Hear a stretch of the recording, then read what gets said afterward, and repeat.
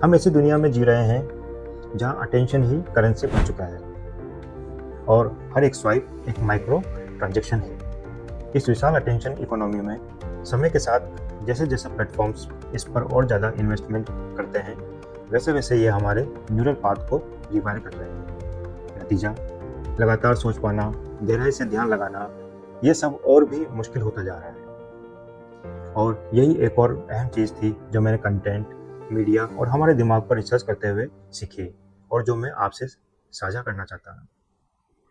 क्योंकि 1976 में evolutionary biologist Richard Dawkins ने अपनी किताब द सेल्फिश जीन में एक नया विचार पेश किया था, कंसेप्ट ऑफ मीम्स।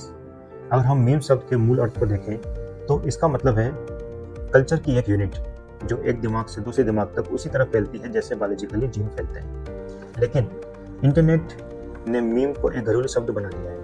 आज मीम का मतलब है मजेदार तस्वीरें, जोक्स और वायरल ट्रेंड हो गया, जिसका जीपीटी जैसे सिस्टम लगातार एनालाइज करते रहते हैं। लेकिन जरा रुक कर सोचिए कि मीम असल में क्या दर्शाता है। मीम जानकारी के बेहद छोटे पैकेट होते हैं जो रोशनी की रफ्तार से फैलते हैं, स्पीड ऑफ लाइट। आज मीम अक्सर कम जानकारी वाले लेकिन इमोशनल असर में बहुत तेज होते हैं। ये दिमाग की संस्कृतियाँ, इंटेलेक्चुअल पॉपकॉर्न जो कुछ ही सेकंड में एक इंसान से दूसरे इंसान तक पहुंच जाते हैं। और आप देखिए, जेन जी और जेन अल्फा की पूरी शब्दावली अब किताबों या एक्चुअल जीवन के अनुभवों से नहीं बल्कि मीम्स और वायरल रेफरेंस से पैदा हो रही है। इसकी बड़ी टॉयलेट, ज्ञात, अहियो, फिनोम, टैक्स, रिज, आज के किशोर इस सच में इसी तरह बात कर रहे हैं। आप जानते हैं, इंटरनेट पे कुछ बिल्कुल ही रैंडम गाने अचानक वायरल हो जाते हैं। मोए मोए जैसे स्लैंग्स हर जगह फैल जाते हैं। ये जो माइक्रो कल्चर घटनाएं हैं, ये पल भर में फैल जाती है।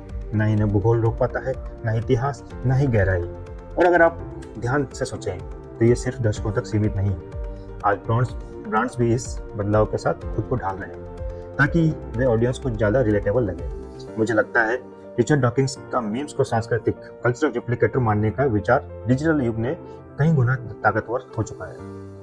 आज मीम्स हमारी दुनिया को आकार दे रहे हैं।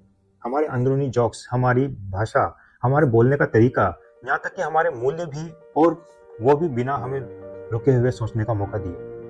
हाँ, ये मजेदार है, हाँ ये तेज है, लेकिन ये हमारे दिमाग में एक न्यूरल वायरिंग बना रहे हैं जहाँ तुरंत मिलने वाली खुशी का एक छोटा सा झटका मिलता है और फिर तुरंत अगली चीज की ओर भाग जाते हैं। अगर आप इसका असर नई पीढ़ी जेन जी और जेन अल्फा पर देखें तो नतीजा बहुत डरावने हैं। शिक्षक कहते हैं कि उनके छात्र एक ही लेसन पर ध्यान केंद्रित नहीं कर पाते।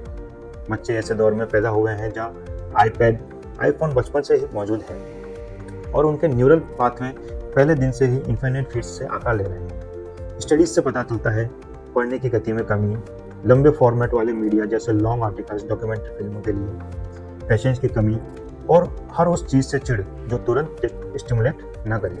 यह सब चिंताजनक है क्योंकि जैसे जैसे हमारी न्यूरल आर्किटेक्चर बदल रही है वैसे वैसे मेंटल हेल्थ अफेक्ट हो रहा है। चिंता और बेचैनी बढ़ रही है और बोरियत सहने की क्षमता घटती जा रही है। बोरियत जो कभी रचनात्मक विचारों, क्रिएटिविटी के लिए जन्मी थी, आज उसे किसी बीमारी की तरह देखा जा रहा है।